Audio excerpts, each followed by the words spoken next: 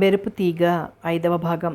4వ భాగంలో భార్య తిరిగి రాలేదని బాధతో మూర్తి కూడా ప్రభాకర్లా లంచాలు తీసుకుని అవినీతి వైపు సాగిపోవాలని భావిస్తాడు. కానీ ప్రభాకర్కి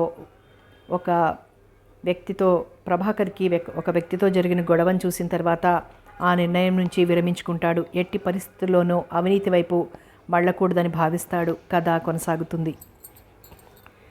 గోపాలయ్య 10,000 రూపాయల అప్పు విషయం భూషయ్యతో మాట్లాడతానని అన్నాడే గాని ఇంతవరకు కదపలేదు. అన్నపూర్ణమ్మ కూడా భూషయ్యతో ఈ విషయం ప్రస్తావించకుండా కిమ్మనకుండా ఊరుకుంది. ఈలోపుగా గోపాలయ్య ఇంటికి వసంత రాకపోకలు ఎక్కువైనాయి. వచ్చినప్పుడల్లా వసంతతో కబుర్లు చెప్పుకుంటూ ఏవో పత్రికలు పుస్తకాలు ఇస్తూనే ఉన్నాడు. సుందరమ్మ దగ్గర లేనప్పుడు మీ నాన్నతో సమయం చూసి మాట్లాడతాను, నువ్వేం తొందరపడకూడదు, వాడసలే అదో రకం మనిషి, ఇప్పుడు వద్దులేరా, నేను తీర్చలేను అన్నాడనుకో, నేను నీకు సాయం చేయని వాడిని అవుతాను, తెలిసిందా అంటున్నాడు తల నిమురుతూ. సరేలే బాబాయ్, అన్నీ తెలిసిన వాడివి, అంతా నీ ఇష్టం అంటోంది వసంత. రేపు సాయంత్రం శుక్రవారం కదూ, మీ పిన్ని గుడికి వెళ్ళి పూజ చేయిస్తుంది, 1:30 వరకు రాదు. ఆ సమయంలో నువ్వు రా, నీతో ఆ డబ్బు గురించి రహస్యంగా మాట్లాడాలి. ఇలాంటివి మీ పిన్ని లాంటి వాగుడుకాయకు తెలియనీయకూడదు. వసంత వీపు తడుముతూ హెచ్చరించాడు. బాబాయికి ఆప్యాయత ఎక్కువ నేనంటే అనుకుంది వసంత. మర్నాడు సాయంత్రం 6 గంటలైంది. ముస్తాబు పూర్తి చేసుకుంది వసంత. అద్దంలో చూసుకుని తన అందానికి తనే మురిసిపోయింది. కానీ ఏం లాభం, భర్త ఆనందించని అందం, విలువలేని అందం. ఇంత అందాన్ని వదులుకొని ఎలా ఉండగలుగుతున్నాడు భర్త? తనకన్నా నీతి నియమాలే ఎక్కువైపోయాయా ఆయనకి? సరే, ఇప్పుడు ఈ విషయాన్ని తలుచుకుంటుంటే ఆలోచనలకి అంతూ పొంతు ఉండదు. అవతల గోపాలయ్య బాబాయ్ రమ్మన్నాడు. ఇవాళ ఆ విషయం గురించి ఓ నిర్ణయానికి రావాలి, లేకపోతే వాయిదా పడిపోతుంది. అమ్మా, గోపాలయ్య బాబాయ్ వాళ్ళింటికి వెళ్ళొస్తాను అని కేకేసింది ఇంట్లోంచే. ఇప్పుడెందుకమ్మా, చీకటి పడుతోంటే? సరే, నీ పుస్తకాల పిచ్చి అలాంటిది, త్వరగా వచ్చేయి. గోపాలయ్య కబుర్లలో పడితే గంటలు గంటలు దొర్లిపోతాయి. ఆ విషయం తల్లికి కూడా చెప్పలేదు వసంత. అలాగేలేమ్మా అని బయలుదేరింది గోపాలయ్య ఇంటికి. చీకటి పడటానికి ఇంకా టైం ఉంది. జనం అటు ఇటు బాగానే తిరుగుతున్నారు. మెల్లగా నడుస్తోంది వసంత.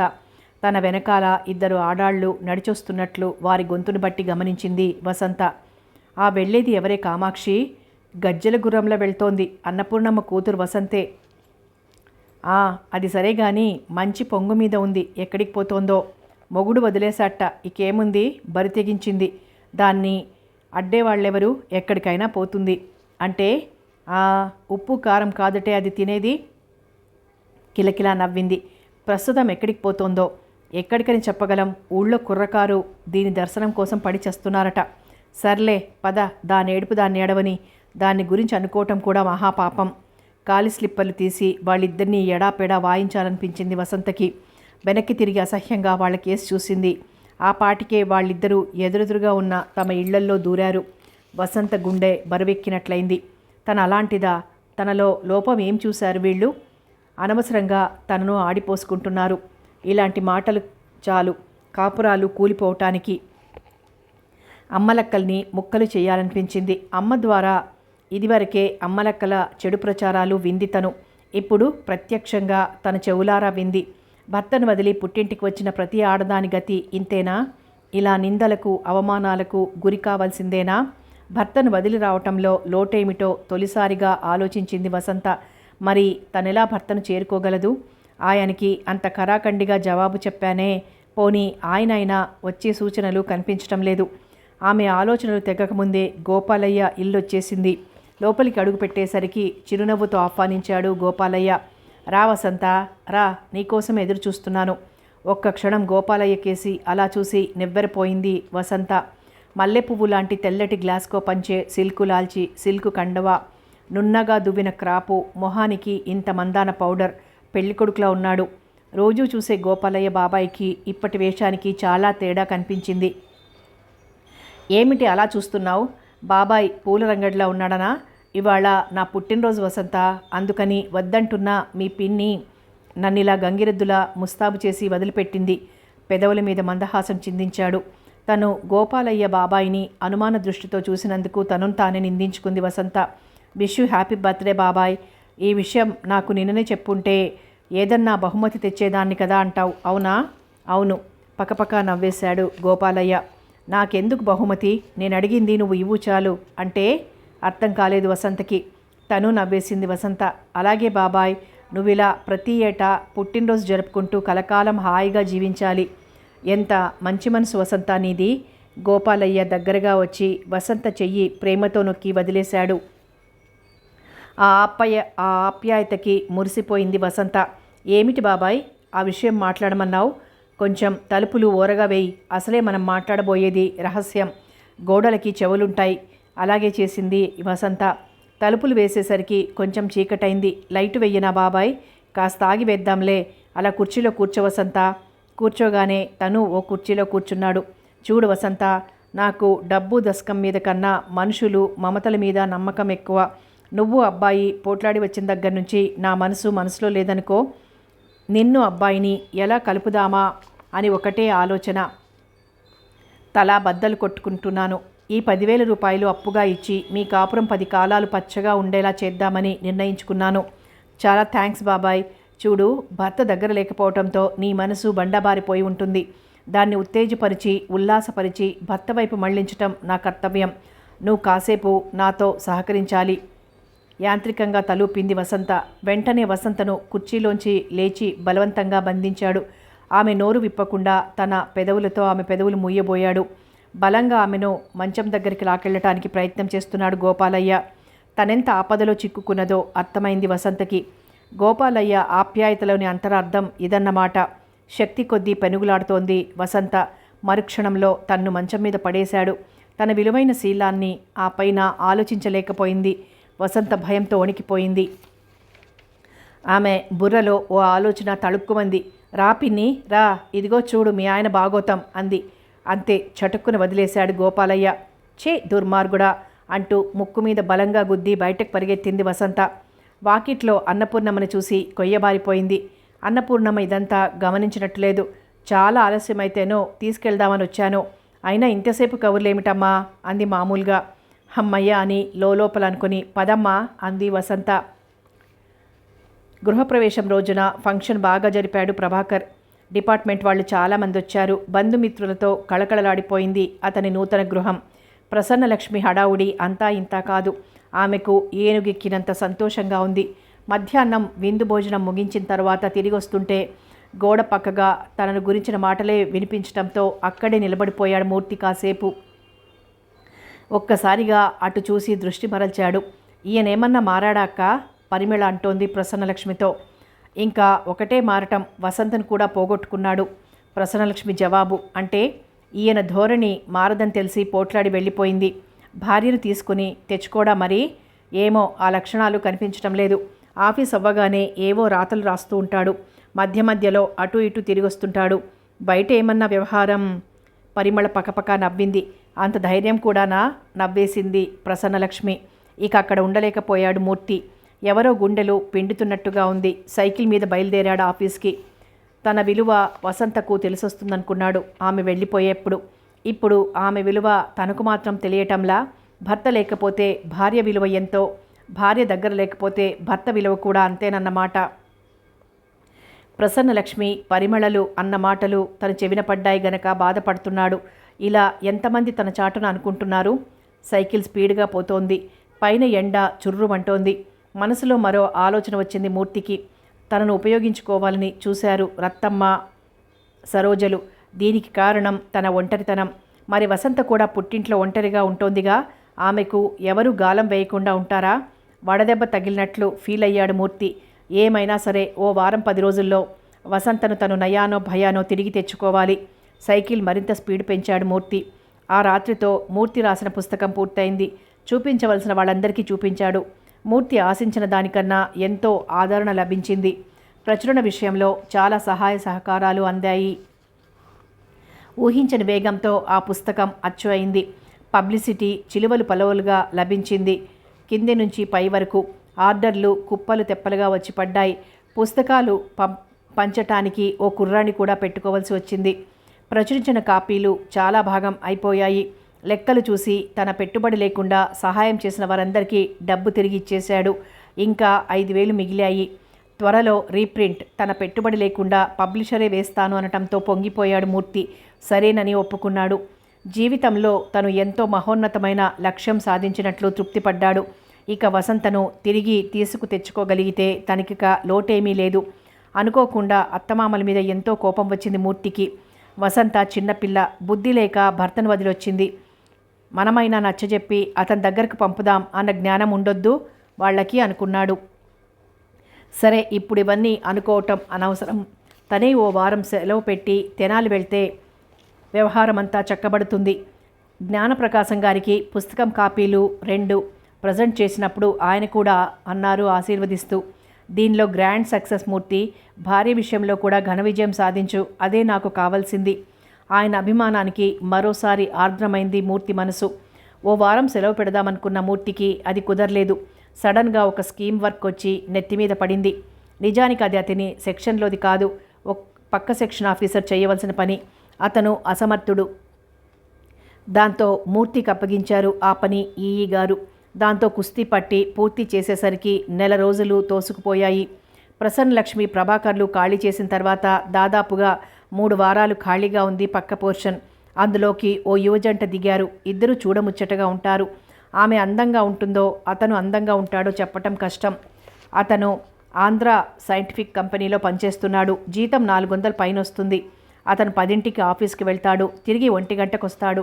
కాఫీ, టిఫిన్ ఇంట్లోనే చేసి 2ంటికల్లా వెళ్ళిపోతాడు. ఆఫీస్కి వెళ్ళిన టైంలో తప్ప మిగతా సమయాలలో అతను ఎక్కడా బయట తిరగడు. ఇద్దరు చిలక గోరింకల్లా అన్యోన్యంగా ఉంటారు. కిలకిల్లాడుతుంటారు, కళకళలాడుతూ ఉంటారు. అతను మంచి ఆర్టిస్టు. రేఖగా కలం పేరుతో బొమ్మలు గీయిస్తూ ఉంటాడు. ప్రతి వారం ఏవో వారపత్రికలు అతని బొమ్మలు వేస్తూనే ఉంటారు. ఆమె కూడా అతనికేం తీసిపోదు. అయితే అతనంత బాగా బొమ్మలు గీయలేదు. అందుకని వ్యంగ్య చిత్రాలు గీస్తుంది. ఆమె కార్టూన్లు చాలా బాగుంటాయి. జోక్స్లో సున్నితమైన హాస్యం మిళితం చేస్తుంది. లేడీ కార్టూనిస్టు అంత బాగా కృషి చేయటంతో పత్రికలు ఊహించినంత ప్రోత్సాహం ఇచ్చాయి ఆమెకు.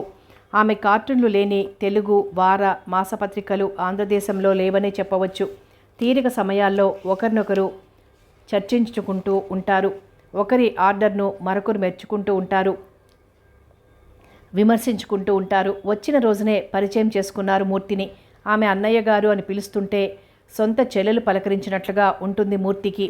అతను మూర్తిగారు అని పిలుస్తూ తనను మాట్లాడిస్తూ ఉంటే బావమర్ది తన మీద చూపిస్తున్న గౌరవంలా ఉంటుంది. రాత్రిళ్ళు వాళ్ల మాటలు చిలిపిగా వినిపిస్తూ ఉంటాయి మూర్తికి. ఏయ్ కార్టూన్ ఇలారా, ఏయ్ లైన్ డ్రాయింగ్ ఒళ్ళలా ఉంది, తిమ్మిరిగా ఉంది. ఆ తిమ్మిరి వదిలించటం నాకు తెలుసు. ఎలా? ఒక కార్టూన్ వేస్తే సరి, లక్షల కాపీల్లో అయ్యగారు అపహాస్యం పాలవుతారు. ఆల్ రైట్, ఒప్పుకున్నాం దానికి. అబ్బాయి గారు అమ్మాయి గారిని ఎలా శిక్షిస్తారో తెలుసా? చెప్పందే ఎలా తెలుస్తుంది? చెప్తే ఏడుపు ముఖం పెట్టడమేగా కార్టూన్లు వేసే శ్రీమతి. ప్రొసీడ్. నీ ముఖం పోలికలు వచ్చేలా బొమ్మ వేసి, కింద చాపలానో పాములానో బొమ్మ వేసి పత్రిక పంపితే సరి. అమ్మాయి గారి మొహం అట్ల పెనంలా అవుతుంది. అలా వేస్తే నేను ఊరుకోను. నా మీద కార్టూన్ వేస్తే నేను ఊరుకోను. సరే, రాజీకి వచ్చేద్దాం. ఓకే, ఎలా? మీరు అటు తిరిగి పడుకోండి, నేను ఇటు తిరిగి పడుకుంటాను. సరే. ఇదిగో దురాక్రమణ చేస్తున్నారు. అబ్బా ఉండండి. ఇలా చక్కిలి గింతలు పెడితే నేను ఊరుకోను. ఏం చేస్తావో చెప్పు, నేను చక్కిలి గింతలు పెడతాను. అలాగే అయితే కానీ. ఆ తరువాత గదిలో కిలకిలలు, పకపకలు. బిలబిలలాడిపోయాడు మూర్తి. వసంతకి దూరంగా ఉండి తన జీవితంలో ఎలాంటి మధుర క్షణాలు పోగొట్టుకుంటున్నాడో అర్థమైంది. ఆ బాధతో అతనికి చాలాసేపటి వరకు నిద్ర పట్టలేదు. వసంతకి ఎలా నచ్చ చెప్పటం, అందుకు ఆమె వినకపోతే ఏం చెయ్యటం? చాలాసేపు ఆలోచించి నిద్రలోకి సోలిపోయాడు. తెల్లవారి లేచేసరికి కాస్త ఆలస్యమైంది మూర్తికి. స్నానం చేశాక డ్రెస్ చేసుకుని ఆఫీస్కి బయలుదేరే ప్రయత్నంలో ఉన్నాడు మూర్తి. ఓ వారం రోజులు సెలవు పెట్టి రావటానికి వీధి తలుపు తాళం వేసి అటు తిరిగిన మూర్తి వాకిట్లో నించున్న వ్యక్తిని చూసి ఆశ్చర్యపోయాడు. వెంటనే అతని ముఖంలో కోపం కనిపించింది. అల్లుడు ఎలా ఉన్నాడో చూసి వెళ్దామని వచ్చారా? ఇంకో ఏడాది పోయాక రాకపోయారా అన్నాడు. అదోలా నవ్వాడు భూషయ్య. తలుపు తాళం తీయబోతున్న మూర్తిని వారిస్తూ అన్నాడు భూషయ్య. తాళం తీయొద్దులే బాబు, పద, వెళ్తూ మాట్లాడుకుందాం. నేను మళ్ళీ వెంటనే వెళ్ళాలి. తొందర పనులన్నీ వదిలొచ్చేశాను. ముందు మూర్తి, అతని వెనక భూషయ్య నడుస్తున్నారు. కాసేపు మామ అల్లుళ్ల మధ్య మౌనం. చివరికి భూషయ్యే మొదలుపెట్టాడు. నాకు తెలుసు బాబు, నేను ఇంతవరకు రాలేదని, నిన్ను బతిమాలలేదని నీకు కోపంగా ఉంటుంది. కానీ ఏం చెయ్యను. దాని మంకుపట్టు విషయంలో తల్లి కూతుళ్ళిద్దరూ ఒకటి, తానా అంటే తందానా. మూర్తి మాట్లాడలేదు. అయినా వదిలిపెట్టలేదు భూషయ్య. అన్ని విషయాలు వివరంగా చెప్పి, తండ్రిగా నేను ఓడిపోయాను బాబు, తిరిగి నీ దగ్గరికి పంపటానికి. భర్తగా నువ్వు బలవంతంగా ఈడ్చుకొస్తే గానీ అది వచ్చేలా లేదు. అది చెప్పటానికే వచ్చాను. ఇక నీ ఇష్టం. ఇక నేను వెళ్ళొస్తాను అంటూ బయలుదేరాడు భూషయ్య. మామగారికి కాఫీ ఇప్పించాడు అల్లుడు. పదండి మామగారు, నేను సెలవు పెట్టి ఈరోజే బయలుదేరొస్తున్నాను. మీ అమ్మాయి నాతో ఎలా రాదో చూస్తాను అన్నాడు దృఢంగా.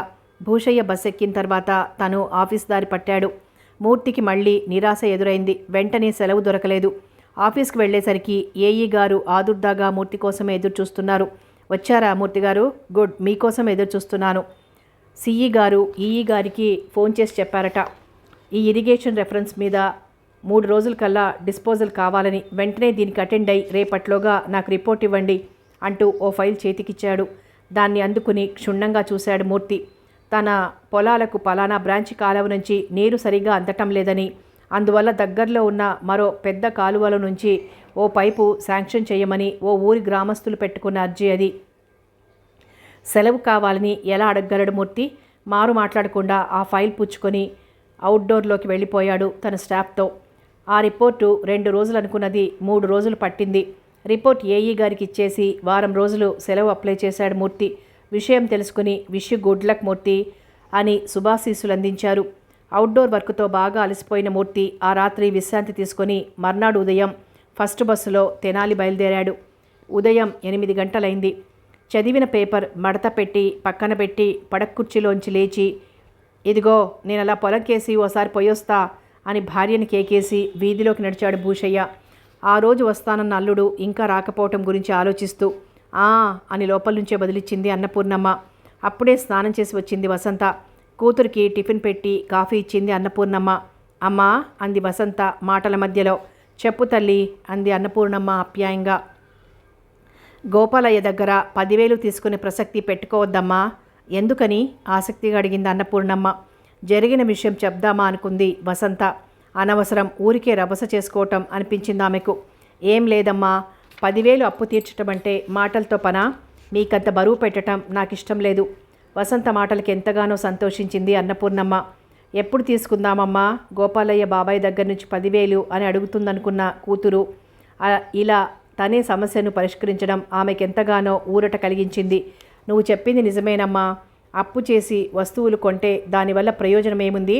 అల్లుడు గారు 2 చేతులతో సంపాదించుకోవాలి కానీ ఓసారి మళ్ళీ ఘాటుగా రాయకపోయావు అంది కూతురికి వత్తాసు పలుకుతూ. రాస్తాను, ఈసారి ఘాటుగానే రాస్తానమ్మా. నేను చెప్పిన పని చేస్తారా, నాకు విడాకులు ఇస్తారా అని తెగేసి రాస్తాను. కాఫీ గ్లాస్ పక్కన పెడుతూ అంది వసంత. అలా రాయమ్మా, దాంతో ఠక్కున రోగం కుదురుతుంది. నీ మాట వింటాడు, నిన్ను వచ్చి తీసుకెళ్తాడు కూడా హితబోధ చేసింది అన్నపూర్ణమ్మ. తల్లి పని మీద పెరట్లోకి వెళ్ళగానే వాకిట్లోకి వచ్చింది వసంత. ఎదురింటిలోని శాల్తీ కనిపించలేదు. ఆ రోజు తను చేసిన పనికి అదిరిపోయి ఉంటాడు. సన్నగా నవ్వుకుంది. పడక్కుర్చీలో కూర్చొని పేపర్ పుచ్చుకుంది. రాజకీయాల మీద పెద్దగా ఆసక్తి లేదు వసంతకి. దొంగతనాలు, హత్యలు, విశేషంగా ఉన్న వార్తలు చాలా ఇష్టం. 3వ పేజీలోని ఒక వార్త చదివి నిర్ఘాంతపోయింది వసంత. ఇది నిజమేనా? ఒళ్ళంతా చెమటలు పట్టేశాయి. ఆ వార్త మళ్ళీ మళ్ళీ చదివింది. ఆమె మనసులోకి ఏదో ఆలోచన వచ్చింది. అంతే, గజగజ వణికిపోయింది. అలా జరిగి ఉంటే ఊహించటానికే భయంకరంగా ఉంది. పేపర్ అక్కడ పడేసి కంగారుగా పడక కుర్చీలోంచి లేచింది. హడావుడిగా బట్టలు సర్దుకుంటున్న కూతురికేసి విడ్డూరంగా చూసింది అన్నపూర్ణమ్మ. ఏమిటే అమ్మాయి బట్టలు సర్దుకుంటున్నావెందుకు? నేను వెళ్ళిపోతున్నానమ్మా ఆయన దగ్గరికి. వసంత మాటల్లో తొట్రుపాటు స్పష్టంగా వినిపిస్తోంది. ఏం చోద్యమే అమ్మాయి, ఘాటుగా ఉత్తరం రాస్తానన్నావు, అప్పుడే మనసు మారిపోయి మొగుడి మీదకి మనసు మళ్ళిందా? అమ్మా, నన్ను మాటలతో బాధ పెట్టకు. ఇప్పటికే నేనెంతో పొరపాటు చేశాను. ఇక నుంచైనా జాగ్రత్తగా ఉంటాను. భర్త దగ్గరికి వెళ్ళమని కూతుర్ని పోరవలసిన బాధ్యత గలదానివి. నువ్వు నన్ను అడ్డు పెట్టకు. సూట్ కేస్, ఎయిర్ బ్యాగ్ సిద్ధం చేసింది. బాగానే ఉందమ్మా. కన్న కూతురి మనసు ఎక్కడ కష్టపడిపోతుందోనని కళ్ళల్లో పెట్టుకొని చూశాడు. నిన్ను అందుకుగాను నీ చేత మాట పడుతున్నాను, కానీ నా కర్మ. దీర్ఘం తీసింది అన్నపూర్ణమ్మ. తల్లుల్లో మూర్ఖులుంటారని తన తల్లిని చూసిన తర్వాతే తెలుసుకుంది వసంత. ముఖం చెట్లిస్తూ అంది, నాన్న వచ్చేంత వరకు నేను ఆగటానికి వీల్లేదు. అమ్మాయి అల్లుడి దగ్గరికి వెళ్ళిందని చెప్పు రాగానే అంది. ఇక చేసేది ఏమీ లేక కుంకుమ భరణి తీసుకొచ్చి బొట్టు పెట్టుకుంది అన్నపూర్ణమ్మ. ఖర్చులకు ఉంచుకోమ్మా అంటూ కూతురికి కూడా బొట్టు పెట్టి ఓ 25 రూపాయలు ఇచ్చింది. రోడ్డు మీద వెళ్తున్న రిక్షాని పిలిచింది వసంత. వాడి చేత సూట్ కేస్, ఎయిర్ బ్యాగ్ రిక్షాలో పెట్టించి తను ఎక్కి వస్తానమ్మా అంది తల్లితో. కన్నీళ్లతో సాగనంపింది అన్నపూర్ణమ్మ. కూతురంటే పిచ్చి ప్రేమ ఆమెకి. టైం పావు తక్కువ 11 అయింది. మూర్తి ప్రయాణం చేస్తున్న ఎక్స్ప్రెస్ బస్ యమా స్పీడ్గా పోతోంది. కిటికీ పక్కగా కూర్చున్న మూర్తి పచ్చని పొలాలకేసి చెట్లకేసి ఆహ్లాదంగా చూస్తున్నాడు. చెట్లు వెనక్కి పరిగెడుతున్నట్లుగా ఉంది. ఇంకో పావు గంటలో తను తెనాలిలో దిగుతాడు. గుమ్మంలో అడుగు పెడుతున్న తనని చూసి వసంత ఎలా అయిపోతుంది? ఆశ్చర్యంతో ఆవులిస్తుందా? ఆనందంతో పొంగిపోతుందా? అలకతో బిగిసిపోతుందా? ఏమవుతుంది? తన పరిస్థితి ఎలా ఉంటుంది? ఆమెను చూసిన ఆనందంలో తన్ను తాను మర్చిపోతాడా? గదిలోకి రాగానే బిగి కౌగిలిలో బంధిస్తాడా? తన ఆమెను వచ్చేయమని బతిమాల్తాడా? వినకపోతే 4 చివాట్లు పెడతాడా? ఏం చేస్తాడు? తినబోతూ రుచెందుకు తల ఇటు తిప్పి చూశాడు మూర్తి. తన పక్కన ఆయన పేపర్ చదువుతున్నాడు. యథాలాపంగా తను దానికేసి చూశాడు. అప్రయత్నంగా అతని దృష్టి ఆ వార్త మీద పడింది. గబగబా చదివాడు. అరే పూర్ ఫెలో, ఇలా జరిగిందా? షాక్ తిన్నట్టు ఫీల్ అయ్యాడు. ఎలా జరిగింది? ఏమిటి కారణం? తెనాలి బస్టాండ్లో దిగే వరకు తను పేపర్లో చదివిన వార్త గురించే ఆలోచిస్తున్నాడు మూర్తి. తన విలువ పెరిగినట్లుగా అనిపించింది అతనికి. రిక్షా దిగి గుమ్మంలో అడుగుపెట్టిన మూర్తికి అత్తగారు అన్నపూర్ణమ్మ కనిపించింది. మూర్తిని చూస్తూనే ఆమె ఆశ్చర్యపోయి హడావిడిగా లోపలికి వెళ్ళి కాళ్ళు కడుక్కోవటానికి నీళ్లు తెచ్చిచ్చింది. కాళ్ళు కడుక్కుంటూ అడిగాడు మూర్తి, మీ అమ్మాయి ఏది? నోరు వెళ్ళబెట్టింది. అదేమిటి అల్లుడు గారు, అమ్మాయి బందర్ రాలేదా? ఈసారి మూర్తి ఆశ్చర్యపోయాడు. టవల్తో తుడుచుకుంటూ ఎప్పుడు బయలుదేరింది? ఆతృతగా అడిగాడు. ఇన్నాళ్ళు బింకంగా ఉన్న వసంత మనస్సు ఇంత హఠాత్తుగా ఎందుకు మారింది? తను బందర్ ఎందుకు బయలుదేరింది? ఈ ప్రశ్నలకి జవాబు దొరకటం లేదు మూర్తికి. ఇవాళ పొద్దున్నే బయలుదేరింది బాబు, హడావిడిగా. ఉండు తర్వాత వెళ్దూ గాని అని ఎంత బలవంతం చేసినా వినలేదు. మూర్తి ఇంకా ఆశ్చర్యం నుంచి తేరుకోలేదు. వసంత తన దగ్గరికి హుటాహుటిగా బయలుదేరి రావటం గురించి ఆలోచిస్తూనే ఉన్నాడు. కూర్చోండి అల్లుడు గారు, కుర్చీ చూపించింది అన్నపూర్ణమ్మ. తేరుకున్నాడు మూర్తి. లేదు, నేను వెళ్ళాలి. ఈ పాటికి మీ అమ్మాయి కూడా బందర్ చేరి ఉంటుంది. వంట అయిపోయింది, భోంచేసి వెళ్ళండి. ఈ లోపుగా మీ మావగారు కూడా వచ్చేస్తారు. వద్దులేండి, వెళ్తాను అన్నా వినలేదు అన్నపూర్ణమ్మ. బలవంతం చేసింది. తప్పనిసరిగా వచ్చి భోజనానికి కూర్చున్నాడు. అతని భోజనం పూర్తి అయినా ఇంకా భూషయ్య ఇంటికి చేరలేదు. మావగారు వచ్చాక చెప్పండి, నేను వచ్చి వెళ్ళాలని. చెప్పులు తొడుక్కుని బయలుదేరాడు. అల్లుడుగారు ఒక్క మాట నెమ్మదిగా అంది అన్నపూర్ణమ్మ. మా వసంతని కోప్పడకండి, అభం శుభం తెలియని పిల్ల. అందుకనేగా ఇన్నాళ్ళు ఉంచుకున్నారు మీ ఇంట్లో. నచ్చజెప్పి నా దగ్గరికి పంపవలసిన బాధ్యత తల్లిగా మీకు లేదు నిష్ఠూరంగా అన్నాడు. ఏమీ మాట్లాడలేకపోయింది అన్నపూర్ణమ్మ. అల్లుడి ముందు దోషిలా నిలబడింది. మీరేం కంగారు పడకండి, మావగారు మీరు నిశ్చింతగా ఉండండి. మీ అమ్మాయిని పువ్వుల్లో పెట్టి పూజించకపోయినా భార్యగా బాగానే చూసుకుంటాను. దారిన పోతున్న రిక్షాను కేకేసి అందులో ఎక్కి పోనీ బస్టాండ్కి అన్నాడు. తల్లిగా కూతురి పట్ల ఎంత పొరపాటు చేశాను అని తనను తాను నిందించుకున్న అన్నపూర్ణమ్మ అల్లుడు అభయం ఇవ్వటంతో గుండెల మీద చెయ్యి వేసుకుని తృప్తిగా నిట్టూర్చింది. బందర్ బస్టాండ్లో బస్ దిగి రిక్షాలో కూర్చుంది వసంత. సూట్ కేస్, ఎయిర్ బ్యాగ్లు ఆమె కాళ్ల దగ్గరున్నాయి. రిక్షా జోరుగా పోతోంది. ఎండ తీవ్రంగా ఉంది. టైం 11:30 అయింది. వసంత మనసులో ఆలోచనలు ముసురుకున్నాయి. తనను చూడగానే ఆయన ఏమంటారు? ఒక్కసారిగా ఆనందంలో ఉక్కిరిబిక్కిరై తనను బలంగా కావులించుకుని ఉక్కిరిబిక్కిరి చేస్తారేమో. నా వసు డార్లింగ్ అంటూ తనలో లీనమవుతారేమో. ఏమో, మనసులో కోపమంతా వెళ్ళగక్కుతారేమో. ఒళ్ళు పొగరెక్కి పుట్టింటికి పారిపోయావుగా, ఏ ముఖం పెట్టుకొని మళ్ళీ నా దగ్గరకు వచ్చావు? పో, అక్కడికే పో, నీ ముఖం నాకు చూపించకు అంటారేమో. అలా అంటే తన గతేమిటి? అనరు. ఆయన అలా అనే మనిషి కాదు. తనంటే ఎంతో అనురాగం ఆయనకు. అయినా ఆయన అలా అనే అవకాశం తనిస్తేగా. బాగా ఆకలిగా ఉన్నట్లు అనిపించింది వసంతకి. ఇంటికి వెళ్తే ఎంతసేపు? చిటికెలో వంట చేసి ఇద్దరికీ వడ్డించేసేయదు తను. ఇద్దరూ కబుర్లాడుకుంటూ భోజనం చేసేయము. ఇల్లు రాగానే ఆలోచనలు దూరంగా నెట్టి ఆపు అంది రిక్షావాణ్ణి. రిక్షా దిగగానే తాళం కప్ప దర్శనమిచ్చింది వసంతకి. నిరాశ పడిపోయింది. వెంటనే గుర్తొచ్చి ముసిముసిగా నవ్వుకుంది. ఇంట్లో తను లేదు కదూ, తాళం వేయకుండా ఎలా వెళ్తారా ఆయన ఆఫీస్కి? ఆఫీస్కే వెళ్ళుంటారు. రిక్షా వాడి చేత సామాన్లు వరండాలో పెట్టించి వాడికి డబ్బులిచ్చి పంపేసింది. వసంతను చూసి లోపల నుంచి బయటకొచ్చింది కార్టూనిస్ట్ కోమలి. ఎవరు కావాలండి? ఎంత తీయగా ఉంది ఈమె గొంతు. ఆమె అందాన్ని తృప్తిగా చూస్తూ అనుకుంది వసంత. పక్క పోర్షన్లో దిగింది. వీళ్లే కామోసు, మా వారు కావాలి అని చెప్దామనుకుని సిగ్గుపడిపోయింది వసంత. మాట మార్చి అంది వసంత. మీ పేరు? సుహాసిని. ఇంతకీ మీరెవరో చెప్పలేదు? నవ్వుతూ అంది. తగిన పేరు అనుకుంది వసంత. ఒక్క క్షణం ఆగి తల వంచుకొని అంది. నేను మూర్తిగారి భార్యను. నా పేరు వసంత. సుహాసిని మొహంలో సంతోషం చిందురు వేసింది. మీరా? రండి రండి చనువుగా ఆహ్వానించింది. వారు లేరా? లేరని తెలుస్తున్నా అడిగింది. నిన్న రాత్రి మా వారితో మాట్లాడుతుంటే యథాలాపంగా విన్నాను. ఇవాళ ఉదయమే తెనాలి వెళ్తానని చెప్తున్నారు. మా వారు పొద్దున్నే తాళం వేసి వెళ్ళిపోయారు కూడాను. నివ్వెరపోయింది వసంత. తెనాలి వెళ్ళారా? నిజమేనా మీరు చెప్పేది? భలేవారే, మీకు అబద్ధం ఎందుకు చెప్తాను? అలా కుర్చీలో కూర్చోండి. అయినా ఏమిటి అలా అడుగుతున్నారు? మీ వారు మీ దగ్గరికి రావడంలో విడ్డూరం ఏముంది? నవ్వుతూ అంది. అయితే అసలు విషయం ఈమెకు తెలియదన్నమాట. పైకి ఆహా ఏం లేదులేండి, ఊరికనే అడిగాను. మా వారికి అత్తగారింటికి రావటం అంటే మహాబిడియం. ఉండండి ఒక్క నిమిషం అంటూ వెళ్ళి వరండాలోని సూట్ కేస్, ఎయిర్ బ్యాగ్ ఇంట్లో పెట్టింది. బాత్రూంలోకి వెళ్ళి కాళ్ళు చేతులు ముఖం కడుక్కొని రండి, ఎండలో వచ్చారు. ఓ పావుగంటలో వంట సిద్ధం చేస్తాను, భోంచెద్దురు గాని. ఆమె మాటల్లో ఎంతో ఆప్యాయత ఉట్టిపడుతోంది. అబ్బే ఎందుకండి మీకు శ్రమ? మొహమాట పడింది వసంత. వారొచ్చేస్తారుగా తిరిగి అంది. వారొచ్చేసరికి ఏ 4 అవుతుందనుకోండి. అంతవరకు భోజనం లేకుండా అలాగే ఉంటారా? అతిథి దేవో భవ. గబగబా మాట్లాడేస్తోంది సుహాసిని. అసలే ఆకలిగా కూడా ఉందేమో. ఇంకేమీ మాట్లాడలేదు వసంత. సుహాసిని ఇచ్చిన టవలు, సోపు తీసుకుని బాత్రూంలోకి వెళ్ళిపోయింది. సబ్బుతో ముఖం రుద్దుకుంటూ ఆలోచనల్లో పడింది. ఆయన తెనాలి వెళ్ళారంటే కారణం ఏమై ఉంటుంది? తనను తిరిగి తీసుకురావటానికే. ఆ మాట ముమ్మాటికి నిజం, అందులో సందేహం లేదు. అయితే తను విధించిన నిబంధన ఆయనకి బాగా గుర్తుంటుందిగా. ఓ, అయితే తన కండిషన్కి ఒప్పుకునే ఆయన తెనాలి బయలుదేరి ఉంటారు. ఆయన మనసు పూర్తిగా మారిపోయి ఉంటుంది. లంచాలు పట్టడానికి ఆయన ఇప్పుడు పూర్తిగా అలవాటై ఉంటారు. ఈ విషయం తనకి చెప్పి తన ముఖంలోకి సంతోషంగా చూసి దగ్గరకు తీసుకుని ప్రేమగా హత్తుకుందామని వెళ్ళి ఉంటారు. భగవాన్, ఎలాంటి విచిత్రమైన పరిస్థితి, ఎలాంటి విషమస్థితి.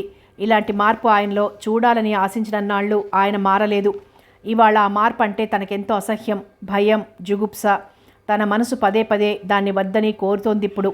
అలాంటి సమయంలో వారి మనసుని తన కోరికకు అనుగుణంగా మార్చుకున్నారు. టవల్తో ముఖం తుడుచుకొని లోపలికొచ్చింది వసంత. కుంపటి మీద అన్నం, కిరోసిన్ స్టవ్ మీద కూర పడేసింది సుహాసిని. మీ భోజనాలు పొద్దుటే అయిపోయినట్టున్నాయి. అయినా నా గురించి శ్రమ పడాల్సి వస్తోంది మీరు, నొచ్చుకున్నట్లుగా అంది వసంత. వదిన గారు, అలాంటి మాటలు అనకూడదు మీరు. మీకు వంట చేసి పెట్టడం కూడా శ్రమేనా? ఇవాళ మీరు మా ఇంట్లో భోంచేసే అవకాశం రావటం నాకెంతో సంతోషంగా ఉంది అంది సుహాసిని స్నిగ్ధంగా నవ్వుతూ. సుహాసిని ఆప్యాయతకి పొంగిపోయింది వసంత. మీకోసం పొయ్యి దగ్గరికి వచ్చానని మీరేమీ నొచ్చుకోకండి. ఎలాగూ మా వారికి మధ్యాహ్నం టిఫిన్ చేయాలి. మీ వారేం చేస్తుంటారు? కుర్చీలో కూర్చుంటూ అడిగింది వసంత. తను వంటలో సాయపడబోతే వారించింది సుహాసిని. భర్త ఉద్యోగం ఏమిటో చెప్పింది సుహాసిని. ఇల్లంతా పరికించి చూసింది వసంత. ప్రసన్నలక్ష్మి ఇంట్లోలా ఖరీదైన విలాస వస్తువులు ఏమీ లేవు. అయితే అసలేమీ లేవని కాదు, అవసరానికి కావలసినంత మేరకు సాధారణ స్థాయిలో ఉన్నాయి. డబ్బు ఎంత పొదుపుగా జాగ్రత్తగా వాడి కావలసిన వస్తువులు అమర్చుకోవచ్చో గ్రహించింది వసంత. సుహాసిని లాంటి పొరుగు తనకు తారసపడితే తన మనసు ఆడంబర జీవితం వైపుకు పోయి భర్త నుంచి వెళ్ళిపోవటమనే కష్టాన్ని కొని తెచ్చుకునేది కాదేమో. వంట చేస్తూనే పిచ్చాపాటి మాట్లాడింది సుహాసిని. ఎవరిని నొప్పించని మాటలు, సునిశ్చితమైన హాస్యం కబుర్లు ఎంతగానో నచ్చాయి వసంతకి. డ్రాయర్ మీద రేఖాచిత్రాలు చూసింది వసంత. ఇవి ఎవరేశారు, మీరా అంది. కాదు, మా వారు. ఓ, అయితే ప్రఖ్యాత చిత్రకారుడు మా తమ్ముడు గారేనన్నమాట. చాలా సంతోషం. అరే, ఇక్కడ గీస్తున్న కార్టూన్లు కూడా ఉన్నాయే, ఇవి వారే వేస్తారా? కాదు, మరొకరు వేస్తారు. ఎవరు? వారి అర్ధాంగి సుహాసిని గారు పకపకా నవ్వింది. మొదట ఆశ్చర్యపోయి ఆనందంతో అరిచింది వసంత. సుహా అనే పేరుతో వ్యంగ్య చిత్రాలు గీసే ప్రఖ్యాత కార్టూనిస్ట్ మీరేనన్నమాట. కంగ్రాట్స్. వదినగారి కంగ్రాట్స్కి చాలా థ్యాంక్స్. లేవండి భోజనానికి, ఇప్పటికే ఆలస్యమైంది. పీట వేసి కంచం పెట్టింది. అబ్బే అదేం లేదు. లేచొచ్చి పీట మీద కూర్చుంది వసంత. సుహాసిని చక్కటి కబుర్లతో వసంత భోజనం ముగించింది. కాసేపు విశ్రాంతి తీసుకోండి, ఈలోపుగా ఆయనకి టిఫిన్ చేస్తాను పక్క వేసింది సుహాసిని. వసంత నడుం వాల్చింది. 1 కల్లా సుహాసిని భర్త శ్రీనివాస్ రావడంతో లేచి కూర్చుంది. వసంతని పరిచయం చేసింది సుహాసిని. విషయమంతా చెప్పింది. నమస్కారం అక్కయ్య గారు, మీ రాకకి చాలా సంతోషం. మిమ్మల్ని త్వరగా తీసుకురమ్మని బావగారితో ఎన్నోసార్లు చెప్పాను కూడా. అతని మాటల్లో అభిమానం ఉట్టిపడుతోంది. చాలా థ్యాంక్స్ అంది వసంత ప్రతి నమస్కారం చేస్తూ. టిఫిన్ చేసి కాఫీ తాగి వెళ్ళిపోయాడు శ్రీనివాస్. మళ్ళీ ఇద్దరు కబుర్లలో పడ్డారు. కార్టూన్లు గీయటం, రేఖాచిత్రాలు వేయటం, పత్రికల వాళ్ళ రెమ్యునరేషన్ పంపటం వరకు వివరంగా చెప్పింది సుహాసిని. ఆయన జీతం తామిద్దరికీ పైన వచ్చేది.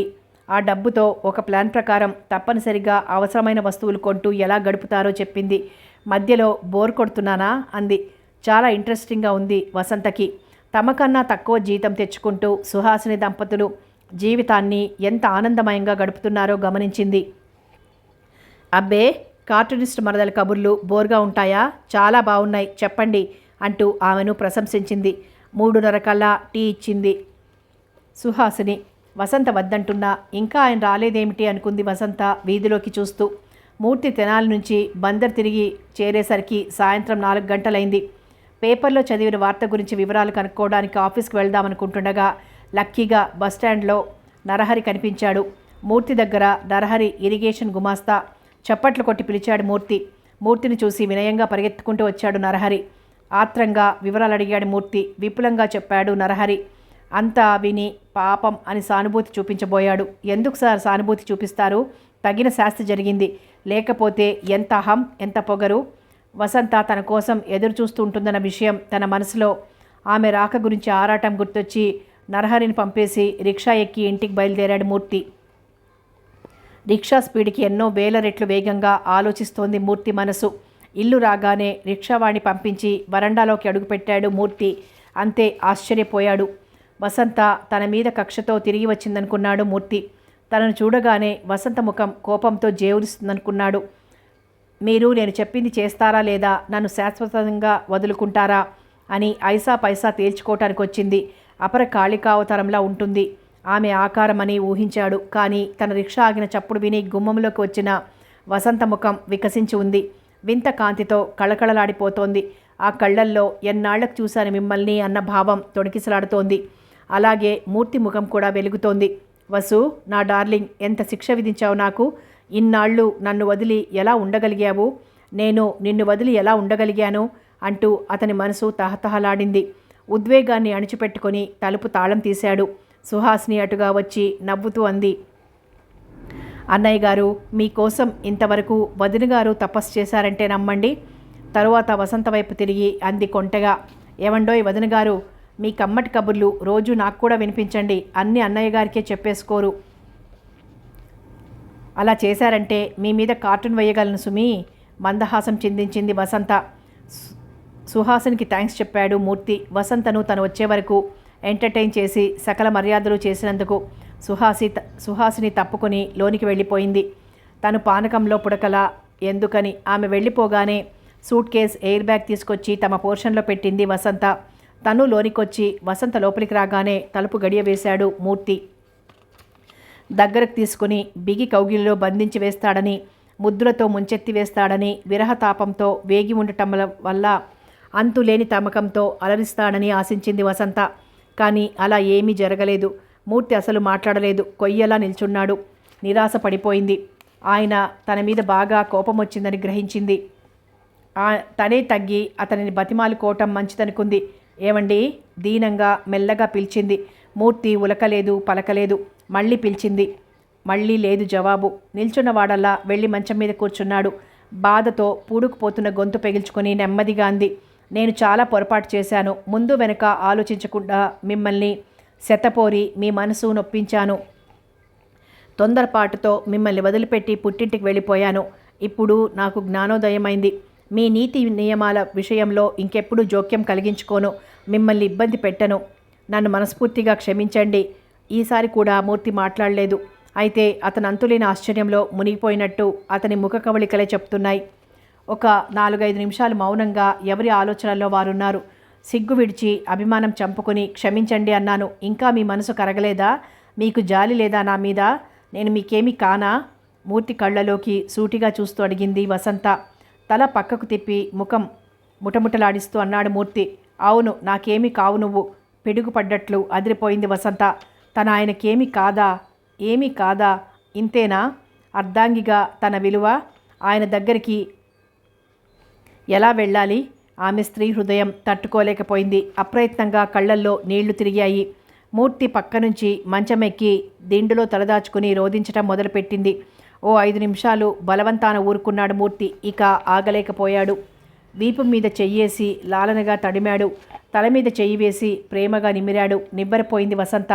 నమ్మకం చిక్కక తల పైకెత్తింది. దాన్ని అదనుగా తీసుకుని ఆమె పక్కకు ఒరిగింది. కొంగుతో కన్నీళ్లు తుడిచాడు. కౌగిల్లోకి తీసుకున్నాడు. పిచ్చి వసు, కంగారు పడ్డావు కదూ? ఈ క్షణం కోసమే నేను తహతహలాడిపోతున్నాను. ఇన్నాళ్ల నుంచి తపించిపోతున్నాను. ఈనాటికి దేవిగారికి నా మీద దయ కలిగింది. ఇక నిన్ను నా దగ్గర నుంచి ఎట్టి పరిస్థితులలోనూ వెళ్ళనీయను. వలుపుల సంఖ్యలతో ఇలాగే బంధించి వేస్తాను. ఆమె బుగ్గలు కందిపోయి ఎరుపెక్కాయి. ఆనందంలో తేలిపోయింది వసంత. పారవస్యంతో మురిసిపోయింది. మరి ఎందుకమ్మా నన్ను ఇంత కంగారు పెట్టారు? మొండి పట్టుదల అడ్డం రావటం వల్ల కానీ నాకు మాత్రం రెక్కలు కట్టుకొచ్చి మీ ఒళ్ళో వాలాలని లేదు. అతని ముఖం దగ్గరకు తీసుకుంటూ అంది. ఏమీ లేదు, చిన్న గమ్మత్తు చేసి నిన్ను ఏడిపిద్దామని. అది సరే గాని వసు, అంత మంకు పట్టుదల వదిలేసి ఇంత తేలిగ్గా రాజీకి ఎలా వచ్చావు? ఉదయం తను పేపర్లో అవినీతి నిరోధక చట్టం కింద ప్రభాకర్ అరెస్ట్ వార్త చదవటం, తనది ఎలాంటి దుర్బోధో తెలుసుకోవటం, మూర్తిని ప్రభాకర్ స్థానంలో ఊహించుకొని భయంతో వణికిపోయి బుద్ధి తెచ్చుకొని పరిగెత్తుకురావటం అన్నీ వివరంగా చెప్పింది వసంత. మూర్తి ఏదో చెప్పబోతుంటే వారించి, మీకు ఈ వార్త తెలిసే ఉంటుందిగా అంది. తెలుసు. ఎలా జరిగిందండి? అసలు ఇంతవరకు ఎలా వచ్చింది? ఇదివరకు ఒకసారి చెప్పాను, గుర్తుందా వసు? అక్రమ సంపాదన చుట్టూ ఆపద పొంచి ఉంటుందని, అవకాశం చిక్కినప్పుడు అది కాటు వేయక మానదని. ప్రభాకర్ విషయంలో ఖచ్చితంగా అదే జరిగింది. చెప్తా విను. సంపాదన ఎక్కువై ఆఫీసర్లలో పలుకుబడి పెరిగిన కొద్దీ ప్రభాకర్లో అంతులేని అహం పేరుకుపోయింది. కాంట్రాక్టర్ల దగ్గర పెద్ద మొత్తాల్లో లంచాలు గుంచటం మొదలుపెట్టాడు. పైగా వాళ్ళని అనేక రకాలుగా బాధలు పెట్టడం మొదలుపెట్టాడు. కాంట్రాక్టర్లందరికీ నోరు లేకుండా ఉండదుగా. అందులో సుబ్బారావు అనే కాంట్రాక్టర్ ఒకడున్నాడు. ఉద్యోగులందరికీ చిక్కులు తేవటంలో అతడే సాటి. అలాంటి వాడితో తలపడ్డాడు.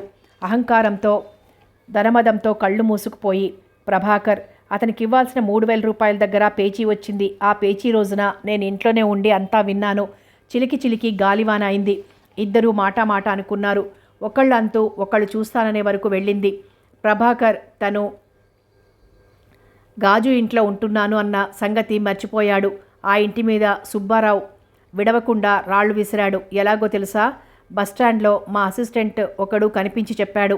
కాంట్రాక్టర్ సుబ్బారావు ప్రభాకర్ చేసిన తప్పుడు పనుల వివరాలన్నీ కూలంకషంగా సేకరించాడు. డిపార్ట్మెంట్లో తనకు అనుకూలంగా ఉన్న వాళ్ళ దగ్గర నుంచి ఆ వివరాలన్నీ పొందుపరిచి పై అధికారులందరికీ పిటిషన్లు పంపాడట సొంత సంతకంతో. అప్పటికి ప్రభాకర్ బుకాయింపు మానలేదట. ఏడిశాడు. సుబ్బారావు గారి పిటిషన్లు నన్నేం చేస్తాయి?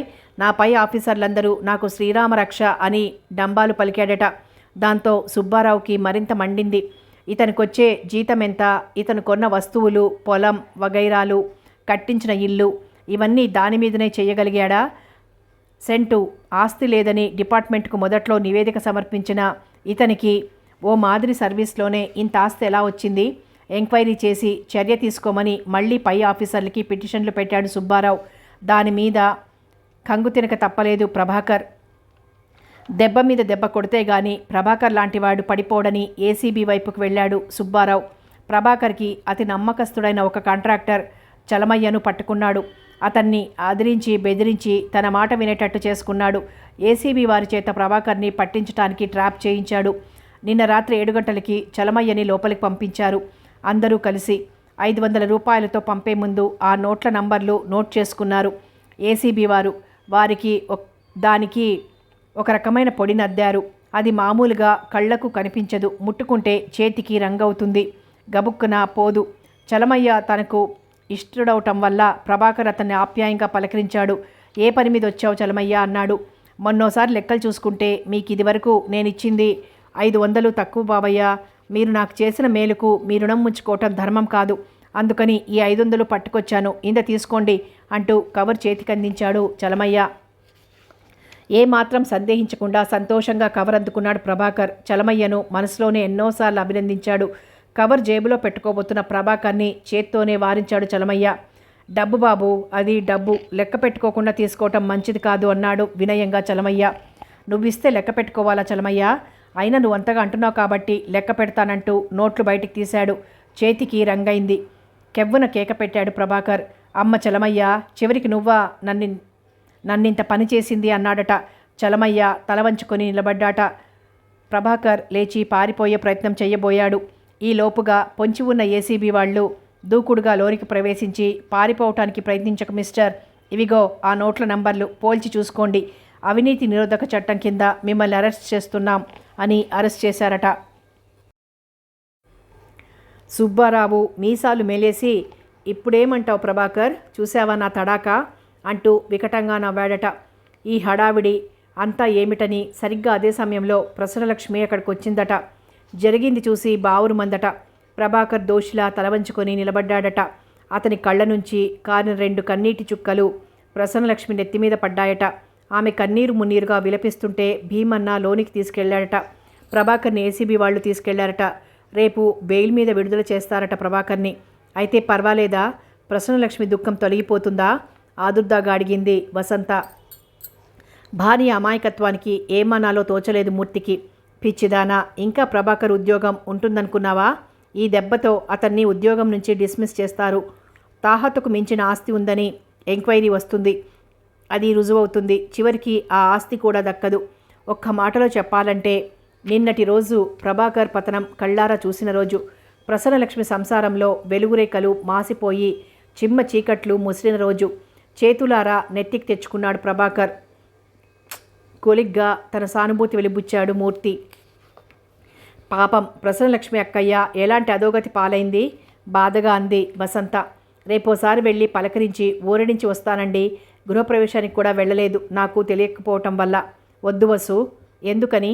ఈ సమయంలో నిన్ను చూస్తే ప్రసన్నలక్ష్మికి ఊరట కలగదు సరికదా, గాయం మీద కారం చల్లినట్లుగా ఉంటుంది. అది నిజమే, వెళ్ళను లేండి.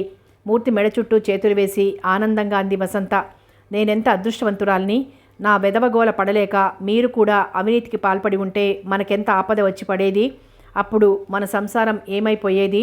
పాపిష్టిదాన్ని, మిమ్మల్ని రోజు పోరు పెట్టేదాన్ని, మసలనిచ్చేదాన్ని కాదు, మెసలనిచ్చేదాన్ని కాదు. నన్ను క్షమించానని మనస్ఫూర్తిగా అనరు?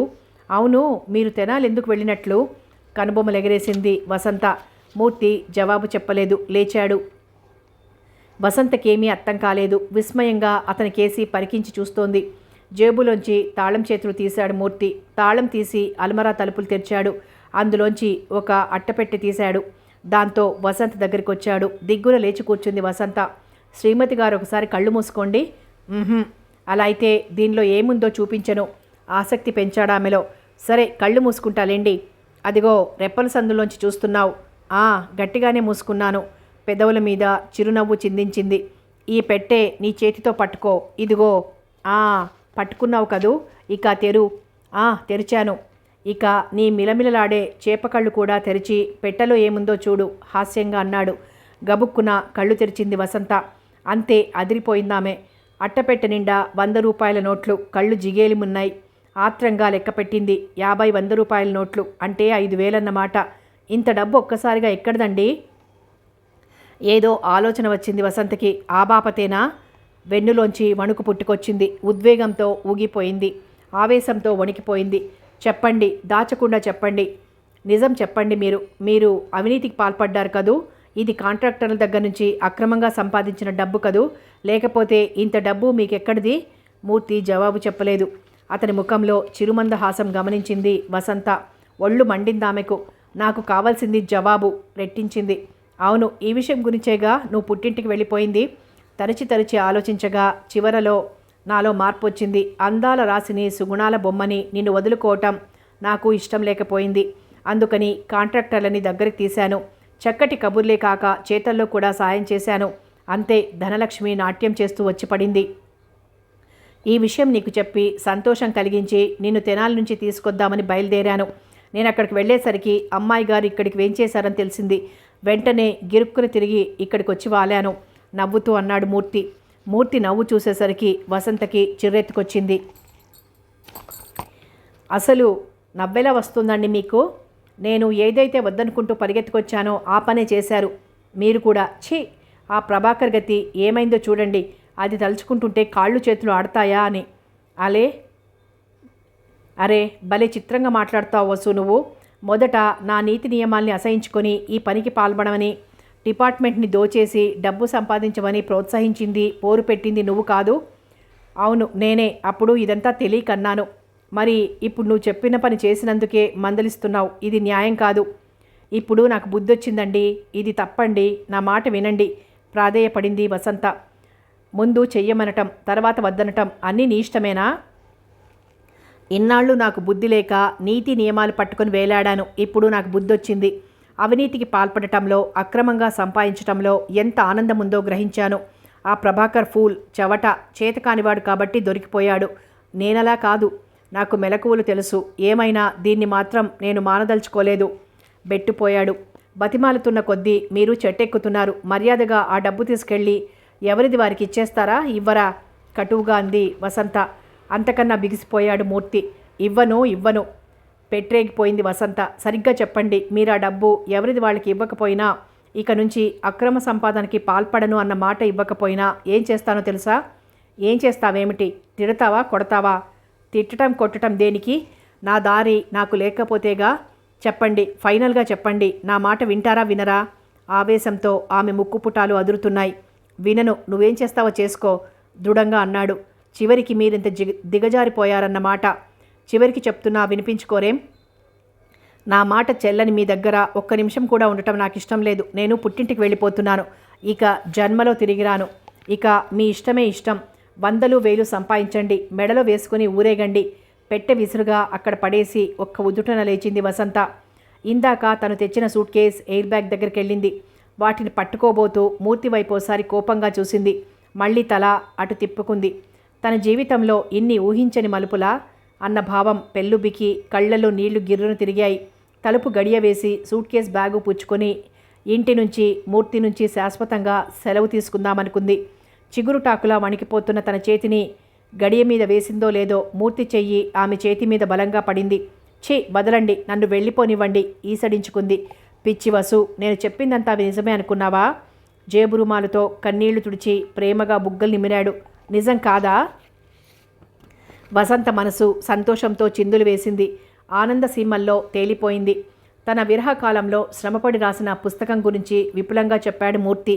ఆమెకు పూర్తిగా నమ్మకం కలిగేందుకు డబ్బు రసీదులు తన పుస్తకం చూపిస్తూ అన్నాడు.